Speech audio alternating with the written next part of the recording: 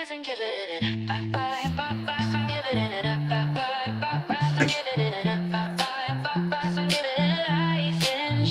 the morning light breaks through the sky, feel the power within, it's time to rise. Every challenge, every fight, you are stronger, you are the light. Dreams are calling, don't you see? You're the captain of your destiny. With every step, with every stride, feel the fire, let it guide. Rise and shine, the world in your hands. Take a stand, make your plans. With your heart, with your mind, you're unstoppable, one of a kind.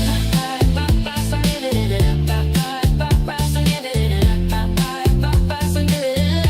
and shine, the valleys over peaks.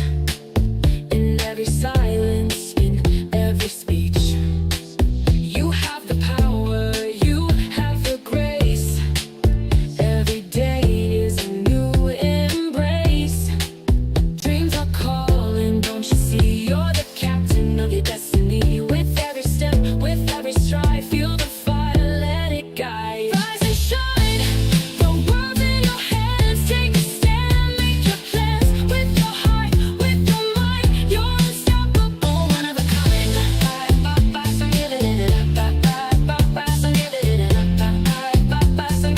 Rise and shine. When the shadows fall and night is long, hold on tight, keep your spirit strong. In every heartbeat, in every breath, you'll find your strength, you'll find your path. Rise and shine, the world's in your hands. Take a stand, make your plans. With your heart, with your mind, you're unstoppable, one of a kind. So rise and shine, let your spirit soar. Every day brings more. Good morning, good afternoon, and good evening from wherever you may be watching or listening. Welcome and welcome back to the Future Focus Podcast. I'm your Latina, your Future Focus PM, providing you with news and information in project management and AI. Again, thanks for tuning in, whether you're catching it live or the replay. And also let me know where you're listening or watching from. And then finally, please like and comment and share on whatever platform that you're using. And if you have not done so already, please connect with me on LinkedIn and other platforms under Latina L. Lewis. All right, let's get into the conversation.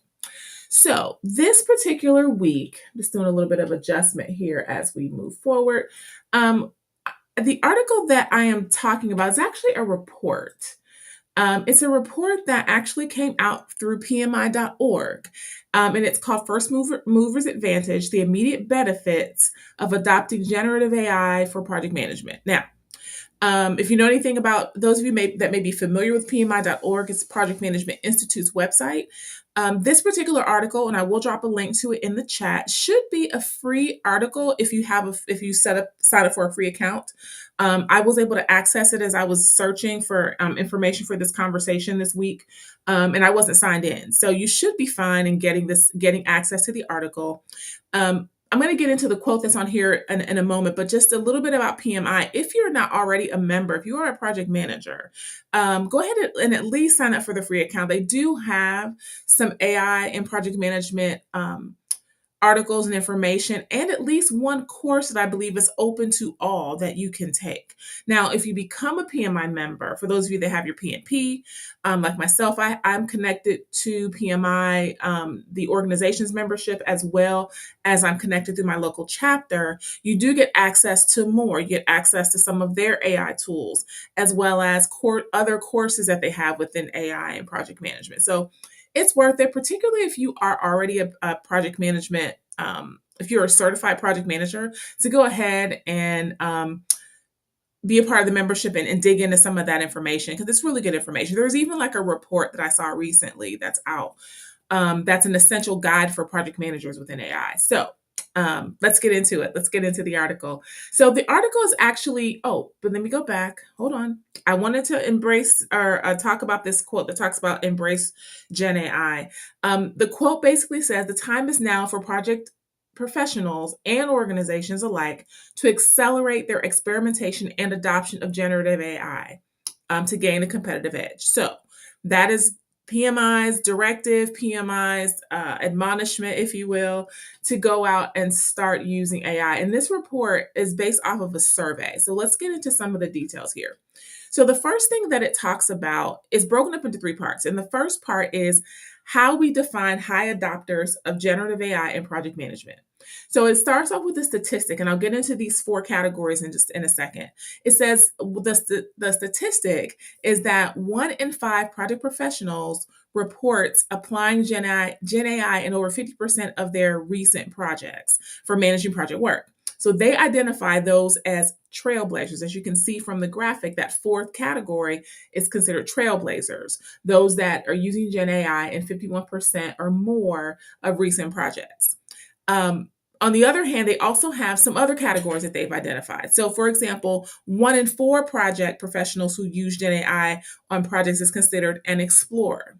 Okay, because of that statistic. And they also go into adapters, which is using Gen AI in 16 to 30% of recent projects, and innovators using Gen AI in 31 to 50% of recent projects. So, they've identified these categories based on a recent survey that they did with regards to generative AI and project management. So, where do you fall as an individual?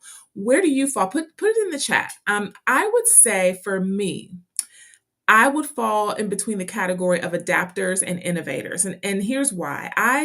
I'm a freelance project manager. I have my own PM consulting business, Kinsman Point Consulting, and I do contract work, and I have several clients right now that I'm working with. So my use of AI is primarily individualized for things that I need to do for the contracts where I'm fulfilling the work, for whatever the work is, whatever the scope of work happens to be. So I might use Gen AI to do a little bit of research on some documents that I need to in order to maybe present some findings or collect some requirements within the contract work that I do.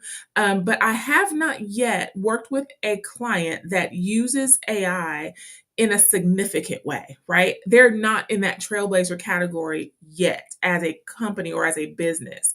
So that's why I say I'm in the adapters and the innovators. I am learning a ton about AI, in a lot in various tools within which to use AI. I have products and services on my website that are AI focused, but yeah, so that's why I put myself in that adapters and innovators because of that. Because the companies I'm working with right now are not quite in that space yet of using it, and they've said, "Hey, we're using this AI tool. We want you to use this, and as you complete this work." That hasn't happened quite yet. All right, at least not for me. Maybe they do that in other spaces within their company, but not in the work that I'm doing. So that's where I fall. So let me know in the chat, where do you fall within that and within the spectrum that PMI has identified? All right. Let's get to the second point. Trailblazers, or pulling out trailblazers, are leading the revolutionary age of Gen AI. All right. So trailblazers place particular emphasis on prompt engineering. So we talked about that last week, but let me back up. So trailblazers stand out. First of all, according to this article, according to this report, they stand out by leveraging the technology to augment complex project management tasks like planning, communication, risk management, budgeting, decision support, and resource management. So they're standing out by leveraging the technology in those areas. And they place particular emphasis, trailblazers place particular emphasis on prompt engineering as the most critical skill needed for Gen AI adoption. We talked about that. Your ability to prompt effectively and succinctly and ask for what you want is very key in Gen AI adoption and Gen AI use. And trailblazers are also more inclined to actively advocate for Gen AI adoption. That makes sense. The more you're using it, the more you're going to start to actively adopt it within your space where you're working, in order to incorporate that in all of your ways of working, not just maybe that one siloed space that you're working, right? So they're highlighting trailblazers as those leaders. So again, are you in that trailblazer category? Are you not only using it, but then also advocating for its use in your company? Let me know in the chat. I'd love to hear it. And the next point that it goes through, the last of the 3 points that it pulls out in this report, is that organizational enablement is key to successful Gen AI-driven transformation. Okay, so one of the things they make it, the article or the report makes a distinction between organizational enablement, um, well, let me back up. The organizational enablement, there's a correlation between how organizational enablement and the degree of Gen AI adoption in project management. So, depending on what your enablement is, that's going to dictate your degree of Gen AI adoption in project management. That's what I wanted to say. So, I'm going to make a couple of distinctions here, some key characteristics, and you may be able to come up with them on your own of the difference between a peak enablement organization and a foundational organization. So, again, PMI makes this distinction, and the key characteristic of a peak enablement organization is that AI driven transformation is embedded in the org strategy, right? It's embedded in there. They also have governance and policies in place to guide the use of AI. So they're not just saying, hey, go use it. They're saying, hey, here's some policies and some governance and some uh, guidance around it. And then project professionals are empowered with AI tools and clear metrics. So you're given the tools and you're given the metrics and the ways in which you should use it. And then collaboration across departments ensures consistent AI usage. We talked about this a little bit last week and the week before. We were talking about prompting and also talking about AI and project management within businesses and how that works. So that's what a peak enablement organization is characterized by. So on the flip side, you can probably figure out what they define as a foundational org is. So the key characteristics of a foundational org is that AI adoption is driven by individual initiative rather than org strategy. All right, so it's a little more siloed. There's limited governance and policies. So limited governance in my mind, when I researched that and found that, I said, they probably will say, hey, you can use it, but let's not put anything proprietary in there. Let's not put any trade secrets in these tools. Let's mask it, those kinds of things. So they give you that governance, but that's maybe the extent of it, right?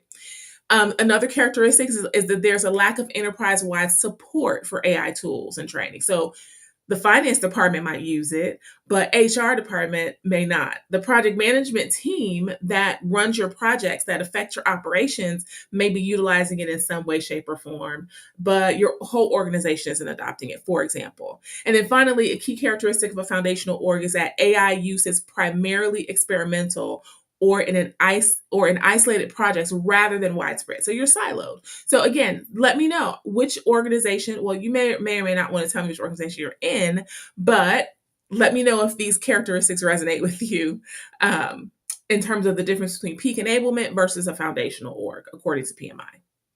All right. So those are the three sections that it covered. So just in summary, PMI has identified those four categories for AI users: explorers, adapters, innovators, and trailblazers. Which one are you? Frequent use of AI fosters higher adoption and advocacy. Those are those trailblazers. So frequent use is going to foster higher adoption and advocacy. And then how an organization enables the use of Gen AI has a direct impact on its adoption. All right. And how the level of the percentage of adoption is going to increase if your organization enables it and has some foundation, some policy, some guides, and support around it. Okay. All right. So what do you think? That was the report from PMI.org. Again, I'll drop a link in the chat for you to grab that on your own and read through it. It was a quick article. Those three sections are right from the article. So I've given you pretty much the gist of the article, the Cliff Notes version, if you will. But let me know what resonates with you with that article. What area? I'm curious to know what category you fall in at this point with using AI in project management. All right. So that's it. Hope it was helpful. Hope this was helpful to you. Go ahead and check out my free resources on my website, kinsmanpointconsulting.com, that might be helpful to you as a project manager. And connect with me on all platforms. Until next time, I'll see you soon.